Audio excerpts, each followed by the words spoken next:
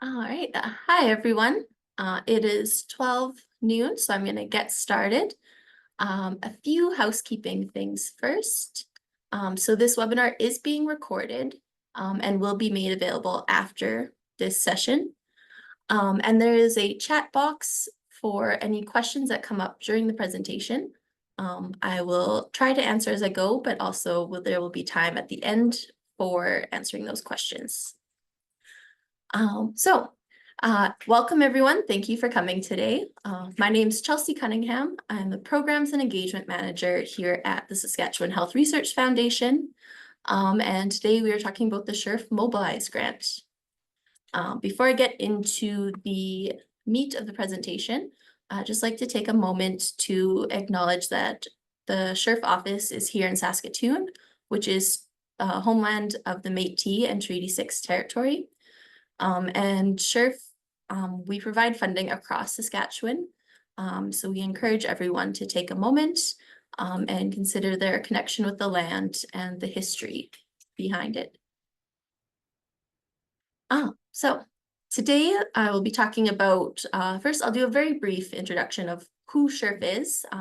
If this is one of your first interactions with the Saskatchewan Health Research Foundation, you might not be familiar with who we are and what we do. And then I'll spend some more time on what the Mobilize Grant is exactly, and kind of the background behind why we offer this funding, which will hopefully help you tailor your applications to really meet the objectives and be successful at funding. And then I'll get into some of the more specific details about who can apply, how you apply, and a few key takeaways to try to really remember as you're working on your applications. And then, as I mentioned, there will be questions in the chat as we go or at the end of the session. I will remain online for as long as there's questions being asked. So first, who is SHRF, or what is SHRF? So the Saskatchewan Health Research Foundation is an arm's-length government agency that funds, supports, and promotes the impact of health research that matters to Saskatchewan. So we receive our funding primarily through the government of Saskatchewan, through Innovation Saskatchewan, and then we distribute this funding to researchers and community organizations, healthcare providers, etc., in order to support and promote health research in the province. So we do this, as I mentioned, so we develop and execute research funding competitions such as this one. We also make sure to uphold a rigorous peer review process to make sure our funding is being distributed to the best and most timely research. We partner with other funding organizations and other health-related organizations to make the impact of our funding go further. We also try to measure and report back on the impact of funding health research. And we try to act as a trusted and neutral convener in this health research ecosystem. So when I say we support health research, we're really talking about any field, discipline, methodologies that address any area of human health.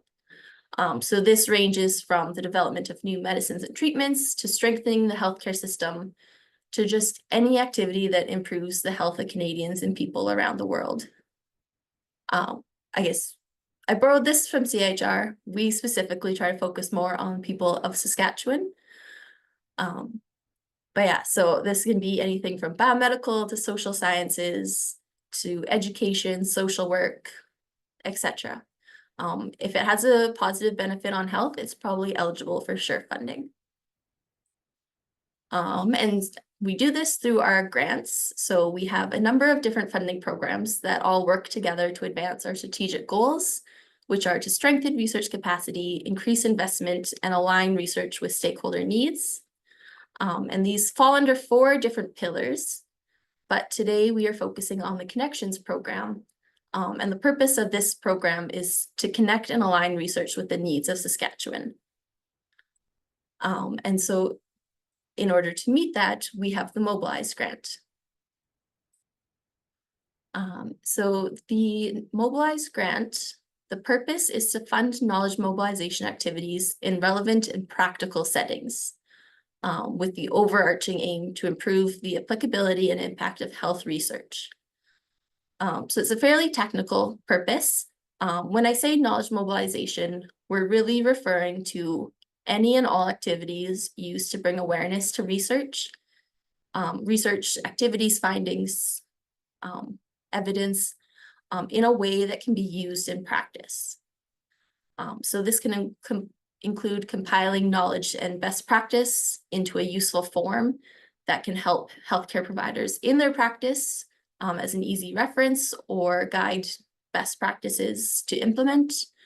It can also be disseminating, sharing, exchanging knowledge. And it can also include co-creating tools or educational materials. So there's kind of that bi-directional relationship where we want evidence going into practice, but we also want practice informing evidence, because that also helps promote it be more practical in the long term. One of the key identifying characteristics of whether something's knowledge mobilization or not is we really want to see that the proposed activities are encouraging exchanges between researchers and knowledge users. So as defined in the application package, we refer to knowledge users as any individual who could receive and use new knowledge to implement improvements in health. So that can be their own health as an individual, that can be the health of their patients as a practitioner, the health of their community, policymakers through decisions for public health, etc. The definition's quite broad on purpose. And so finally, the specific grant objectives. So that's kind of the overall idea and overarching theme of the grant program. Specifically, our objectives, we want to see that the activities meet one or more of these objectives listed, which are to facilitate the use and integration of health research knowledge and evidence into practice. So that's kind of the research to practice direction. Or we want to see that the activities facilitate the use of relevant knowledge to inform and guide research activities. So that kind of reflects that reverse direction of using practice to inform research so that the research is more practical and applicable afterwards. Or the third objective here, to facilitate the participation of non-academic team members in the research and knowledge sharing process, which reflects a more integrated exchange, ongoing learning and sharing throughout the research and translation process.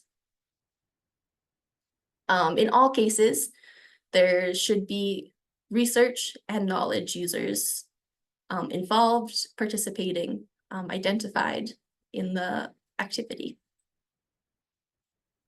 So the specific details of what we have available for funding for projects that meet these objectives. We have up to $10,000 for a 1-year term. There's no matching funding or anything required. And it is a 1-year term, but we're aware that especially when working with communities and patients, things don't always go as planned. These grants are eligible for no-cost renewals, meaning we'll just give you more time to complete your activities with the same amount of money. But timelines should be reflective of a 1-year term. We also have 2 intakes planned this year. So the first deadline is coming up on July 11th, and the next one will be on February 6th. And then reflecting that, the first deadline, the funding start will be August 1st, or in February, that funding start will be March 1st. So after the deadline, we'll get the review done. You'll find out if you're getting funded or not, and then that's when you'll receive your funding. A couple notes on these 2 intakes. The policy is 1 application per principal applicant per intake. So you can be a co-applicant on other grants and submit a grant of your own in the same application, but you can't submit 2 grants as the lead applicant at the same deadline. You can, however, submit a grant on July and on February. And our deadlines are always 4:30 p.m. Saskatchewan time. So just be mindful of that. And then I just added this here for further information. So SHRF does share stories about our previously funded projects as well as just a list of who's been funded in the past. If you want to check them out and see who's there, what kind of things we've been funding in the past, that's at the link shrf.ca/stories. There's been some cool stuff over the years, so highly encourage people to see what's out there and who's working on what, and maybe get some ideas.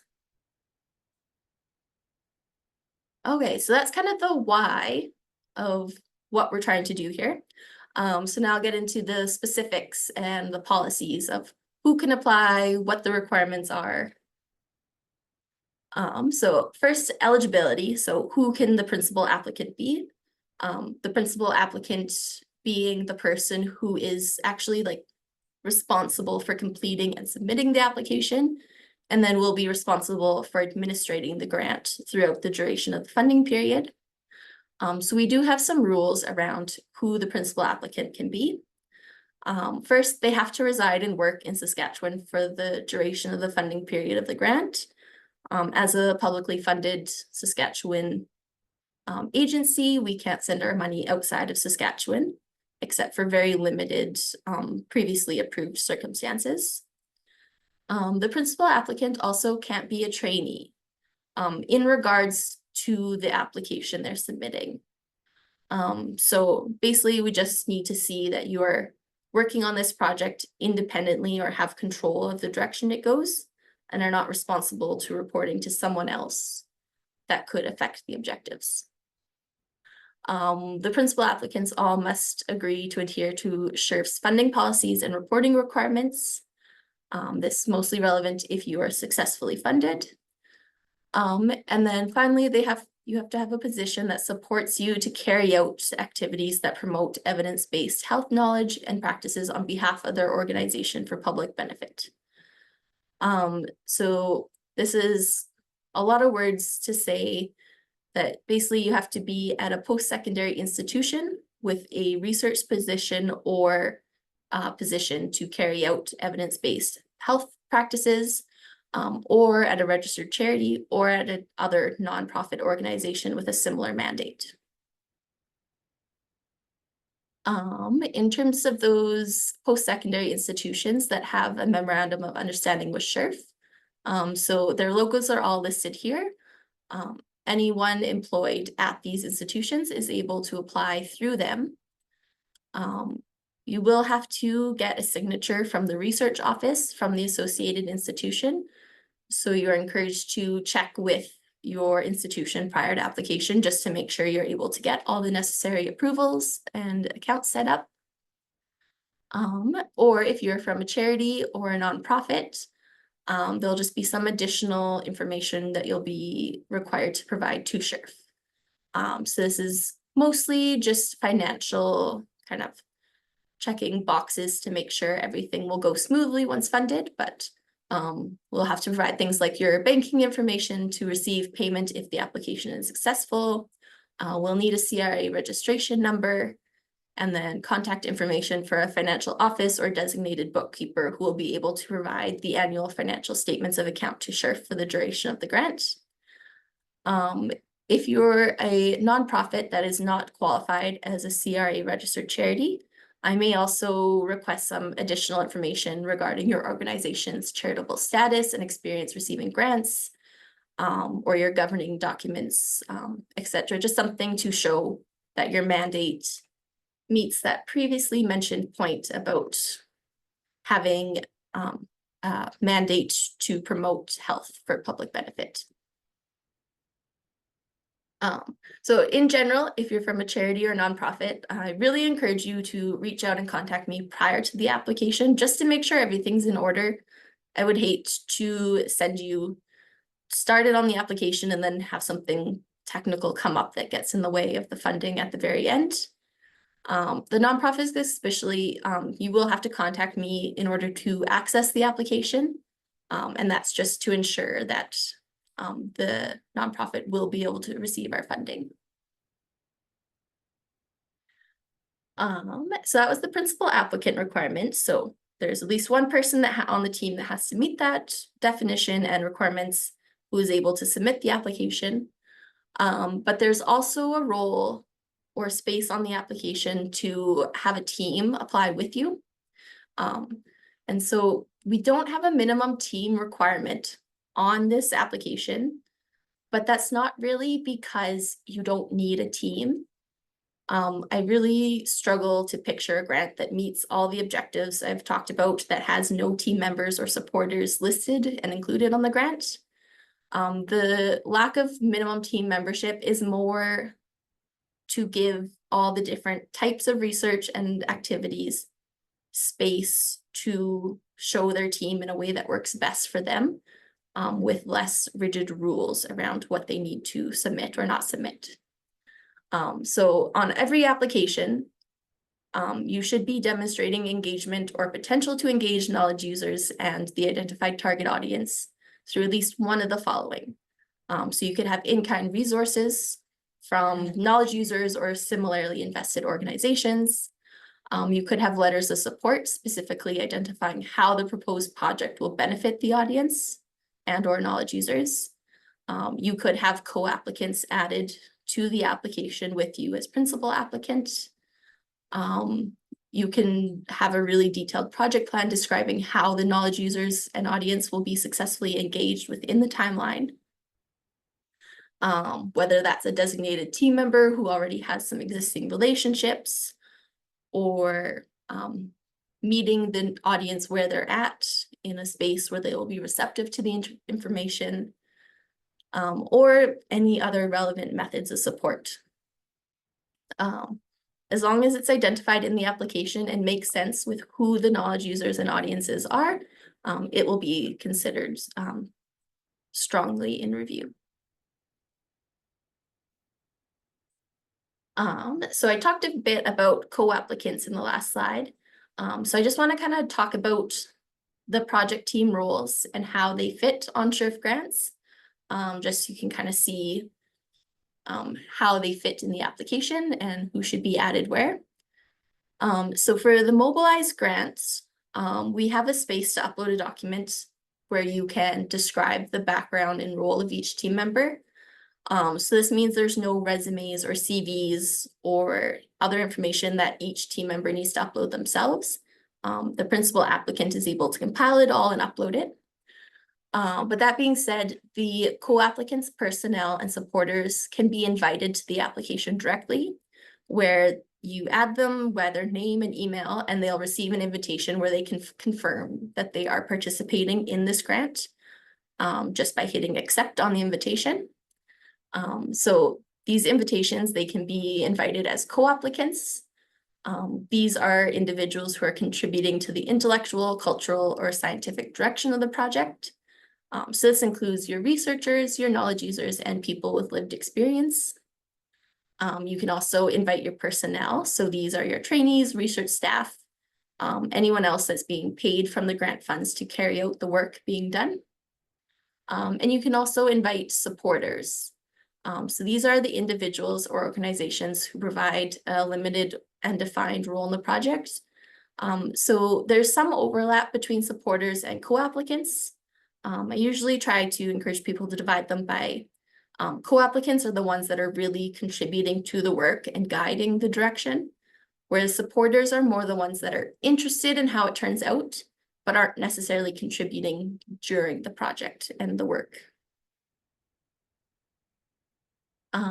Just another note about that breakdown of co-applicants I mentioned, the researchers versus knowledge users versus people with lived experience. So co-applicants, the policy is that they cannot be compensated from grant funds, but we have an exception for both knowledge users and people with lived experience. So it's really just the researchers who have a position where they're being paid to carry out this type of work that aren't able to be compensated from the grant funds. So knowledge users can receive time release to help enable their participation in the activities, and people with lived experience can receive honorarium for their experience and time. So that's principal applicant and the team requirements. I just have some general points about the application requirements. So part of the application, you will be required to upload a proposal and a timeline and a budget. So some things to consider when you're developing those is to make sure your proposal includes a background and rationale for the project, referencing evidence-based practices and research. If you have any, your references don't need to be extensive. Any that you do have can just be uploaded as supplementary material. You don't need to use up your page space with those. The most important point to consider here is the rationale for the project. So it should be clear how the project is either meeting a need of a knowledge user or incorporating knowledge users and practice into the research for future impact. We also like to see that there's identified like a specific project goal and objectives. A lot of people have an overarching goal and then specific objectives that will lead them to that goal in a stepwise manner. That really helps the application be easy to follow and see exactly what is happening and how successful and feasible it likely is. So continuing on that feasibility aspect, having a clear activity plan is always good. So if you have your 3 objectives that you need to meet, clearly identify how each of those is being met, what activities will be taking place, by who, and for what purpose.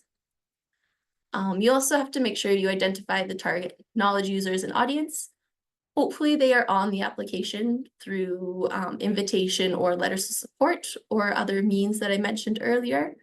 But there's also, you can use space in the proposal to talk about that more. And while you're identifying the target knowledge users and audience, it's really good to identify the need or gap in current knowledge or practice that this proposal is addressing for that identified target knowledge user audience. Should also include a section addressing the feasibility of the project, including any potential pitfalls in mitigation, ethical considerations, etc.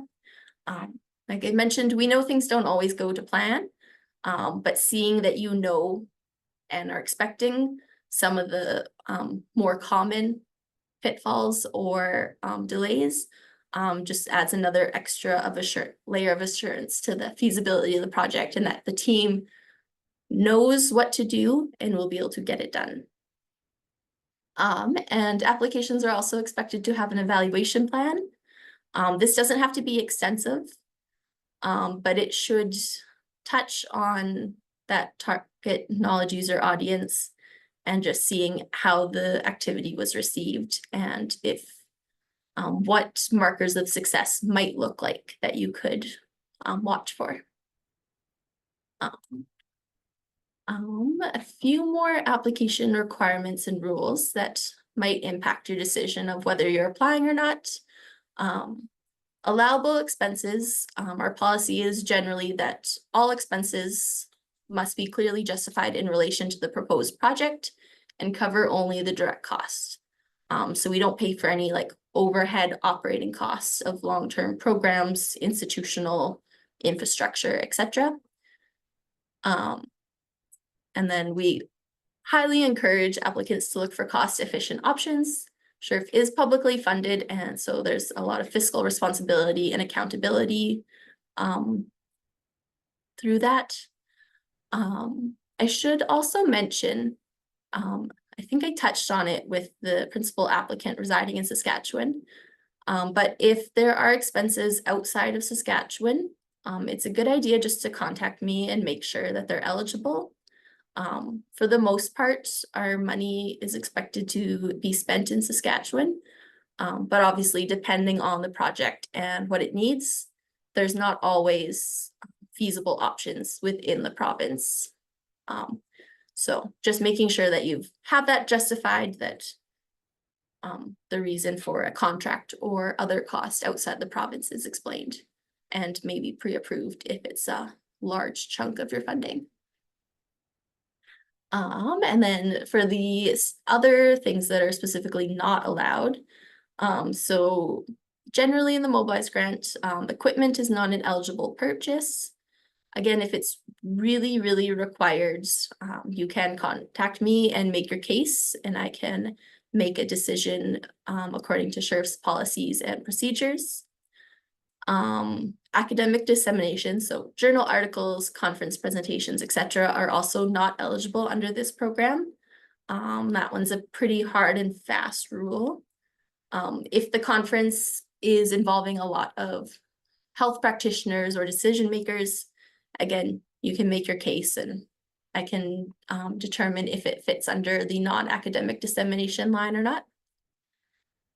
We also don't allow expenses for the express purpose of preparing future grant proposals, except like basically grant writing. So while you can be using your Mobilize to in parallel collect some preliminary data for future research, we can't pay for any specific grant writing activities. And then as a general note, we also have a SHRF funding guide in addition to our application package that breaks down the policies that apply to all SHRF grants.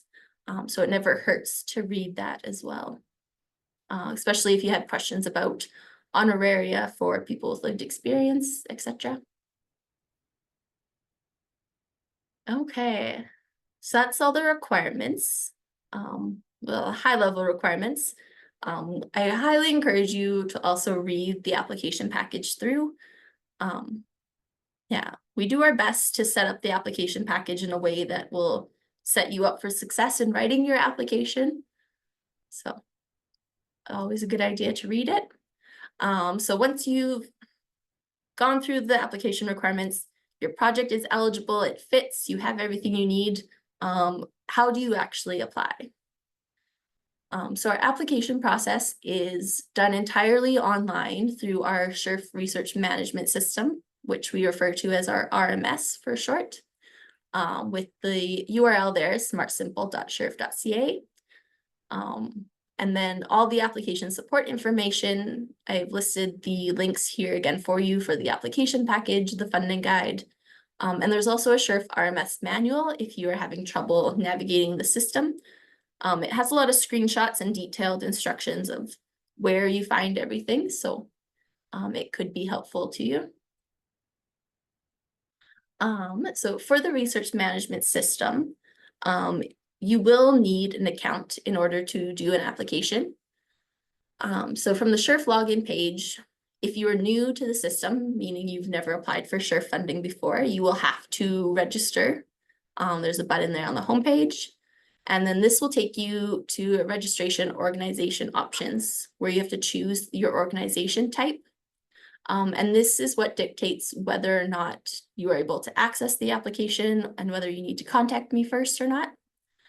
So if you're at a SHRF MOU research organization, so that's the post-secondary institutions on the slide I showed previously, you select that, it'll autofill based on your institution, and you'll be able to find the application on the homepage. CRA registered charities.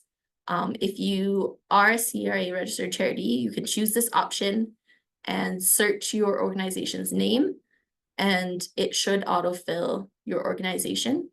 If you can't find your organization, it might be because you're not actually a registered charity, or the system hasn't updated the current list of registered charities for some reason. So that brings us to the option for other organizations. So you choose this option if your organization does not fall under either of the two above categories. If this is your first application to SHRF from your organization as a whole, we will need to add your organization to our system directory. So that's it. You can contact me. I'll just need your organization name and address, and we can add that into the system. If you already have a SHRF RMS account associated with your organization, you'll be able to sign up as usual, but then once you get to your homepage, you'll still have to contact me to gain access to the online application form. And that's where you should be prepared with just to have a little bit of information about your organization ready. If you have an annual report or something that shows your organization's mandate, I think I broke that information down earlier, but don't hesitate to contact me. Just because you can't see the application doesn't mean we don't want you to apply. It just means I need to do a little bit more due diligence before we're able to send you money.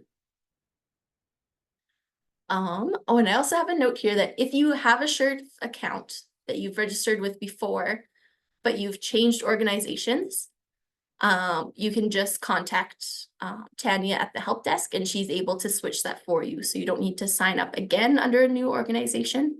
She can help you keep it sorted out so that all your applications stay linked to your individual account. So that's getting started. Once you are registered in the RMS, you got the application started, it's fairly straightforward. The application package instructions, if you go to the end of that page, will break down each field required on the application. So that can be helpful as you work through. But it's mostly the proposal and all those document uploads. Once all of that is done, you submit your application by the deadline, and then it goes to SHRF for review. So for these grants, because they're $10,000 or less, and they are knowledge mobilization rather than research activities, it's an internal SHRF review committee with external reviewers as needed that assess these. The review considers the grant objectives, all application requirements, and the amount of funding available, and just makes a decision of funded or not, and usually provides some helpful feedback in cases where they weren't funded, so that hopefully you can come back again next time and get funded. We also have some review criteria that we follow. That's I have the high level here, but again, this is in much more detail in the application package. Helpful to read through and see what the review committee is considering when you're formulating your application and getting everything together. So the committee will look at the quality of the proposal. So are the objectives and expected outcomes clear and well defined? Do they align with the overall goal that's mentioned of the application? Does the application as a whole fit the purpose and objectives of the Mobilize Grant as a program? We also look at engagement. So that's where if we can see the knowledge users and audience clearly identified, if they are participating in the application or have shown support for the activities in some form. Are the proposed activities relevant and accessible to the audience? If you've identified the audience and the need, but the activities aren't reaching them where they're at, that's going to rank lower in the review criteria. We also look for evidence that the resources required to complete the project are in place. So our funding is only $10,000. If you have a really ambitious project that's going to cost more than that, you can show that there's in-kind funding from other sources to try to complete that. If there's a lot of work, seeing that you have the staff available to work on it is always helpful for feasibility. And finally, we look at outcomes and impact. So will the proposed project have the potential impact on health outcomes through influencing practice or policy? Is there the clear and appropriate evaluation plan, including how you will determine if it was successful or not? Just to see if there's more future forward thinking going along with this. So there's quite a bit of information. I'll leave you with these key takeaways. If you remember nothing else, hopefully these stick. So the application must show involvement in knowledge users, but it's very flexible to meet this requirement in a way that works for you and your team. We need to know who your team is and how they contribute to the project's success. So more than just listing a bunch of names, explain why they are the right person to do this work and help you get the project done successfully.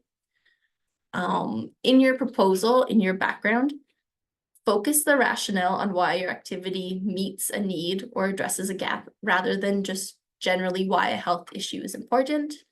My background is from cancer, so we always joke about the cancer is bad introduction. That at this stage, everyone knows it's bad. We want to know why what you're doing is actually going to make a difference. Academic knowledge sharing isn't eligible under this funding opportunity, just a reminder. If you have a conference or other events you're looking for funding for, we do offer some sponsorships. The amount isn't as much, but there's a lot less rules around it, so can be a good option if you need some help hosting a conference in Saskatchewan. Applications to mobilize, so yeah, include a feasible evaluation plan. It's hard to measure impact, especially larger impacts on health that may not be directly measurable for many years. But are there any measures you can look at in the interim to show you were successful in reaching your audience, or that they took the information up? It doesn't have to be a big grand impact that you're showing. Just showing that people read your activity sometimes is enough. And finally, this application will be reviewed by non-experts or people that aren't necessarily in your field. So adjust terminology accordingly, try to avoid really technical terms. And then just a reminder, I have our contact information here. So anything about eligibility or application requirements can be directed to me at ccunningham@shrf.ca.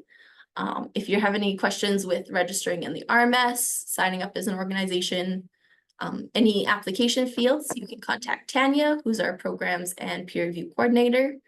Her personal email is here, but she is also the one monitoring help desk at shrf.ca, so either of those will work. And then finally, we have a few other helpful links here that I'll be sharing these slides after the fact, so you can note these links or just click on them later on when you get the slides. But we always have other opportunities running throughout the year if you need more funding. We have a SHRF Matters newsletter you can subscribe to make sure you stay on top of deadlines. And then our resources page has a lot of helpful information, as well as our YouTube channel for more visual information about the RMS and how to navigate it.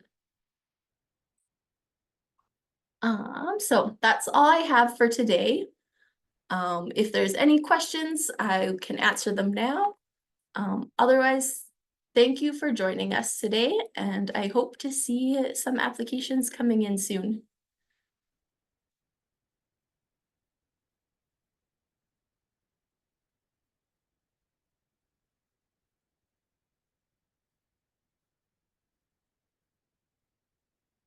Oh, Lynette, I think you'll just have to put your question in the chat because the webinar format.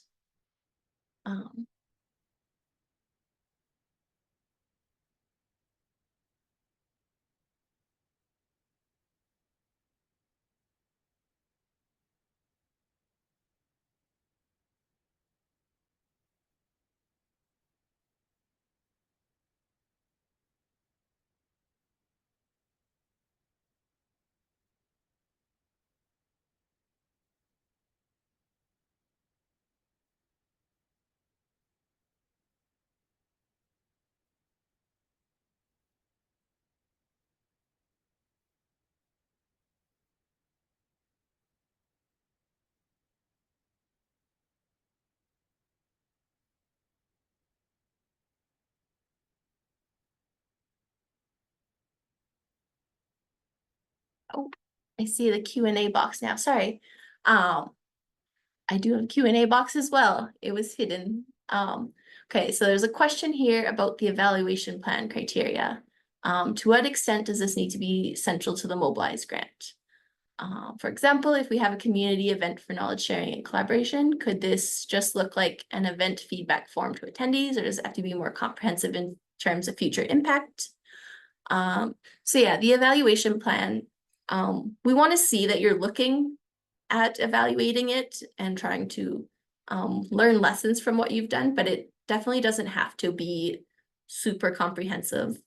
If it is just a feedback form from attendees, it'd be nice if there's a way to make sure they're filling out the feedback form. That's nice. Just because I know sometimes those forms get forgotten. But that's definitely more than enough to satisfy the criteria. And there's another question here about the application that the people who are involved in the project need to submit a letter of support. Is this in addition to the 3-page submission of what they contribute to the team?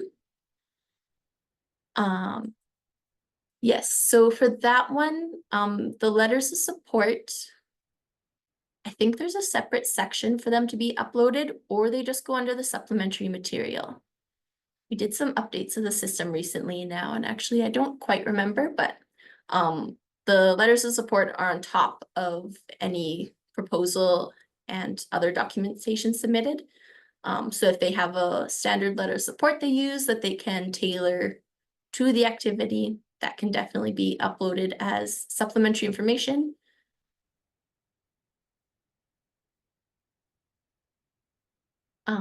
So the next question is, can you have two objectives both relating to KT of a particular intervention, but not directly related to each other? So example, one knowledge translation activity aimed at reaching patients in a community and another activity aimed at programmers in a community. I'm gonna say yes, but be mindful of the $10,000 budget and 1-year timeline. Sometimes trying to do more doesn't always benefit the application if it looks like it's stretching the resources too thin and both objectives become less feasible. But if they're kind of related but different branches, there's definitely a way to tie those together in the same application, I would say. Sometimes that multi-tiered approach at targeting different audiences and tailoring the activity to the specific audience rather than trying to use a one approach fits all is actually stronger. And so we have another question here about, can you provide an example of a project that you described as being the reverse option of community informing research? Does that have to be connected to a specific KT activity, or can it be more about building collaboration? Or is that more suited to the Align program? So that one's a good question because I didn't really talk about the Align program here, but we do offer a grant for that as well, which is specifically about building collaborations. It's also $10,000. It's also a very good option if you are trying to build a program of research incorporating community feedback or lived experience. But some options that we see as like the community informing research. So I've seen one before where they did some preliminary work with different service providers around Regina. And then from that feedback, they proposed a Mobilize application to build a community of practice with the service providers, where the service providers were really driving the agendas and everything discussed. But the research team was facilitating the community of practice for them to help with scheduling and the logistics. And then also being able to not listen in, but help compile their agendas and information discussed in a way that could help them identify common themes that could promote more research questions in the future. That is a good question though, because there's a lot of overlap between Mobilize and Align. If your goal is building a larger program of research and applying for more peer review funding for research in the future, Align is also a very good grant to look at.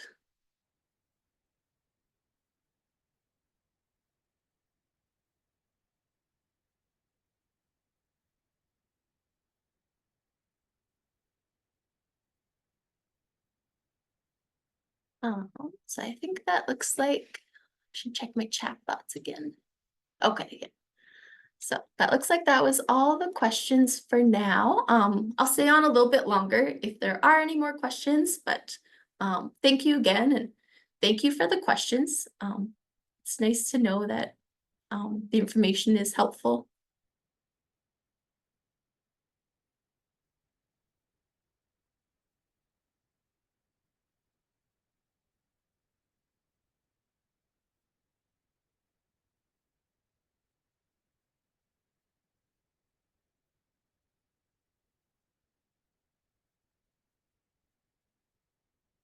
So one more question about the academic knowledge sharing not being supported.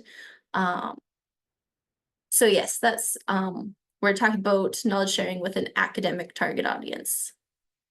So the question is, can we still share knowledge from previous research if it's geared towards a community end user audience? Yes, so if you've done some academic research, and now you are trying to reach the end user who maybe is a healthcare practitioner, that's definitely the stuff that's eligible. Yeah, it gets a little gray in the clinical research area because a lot of times the clinicians are also researchers themselves.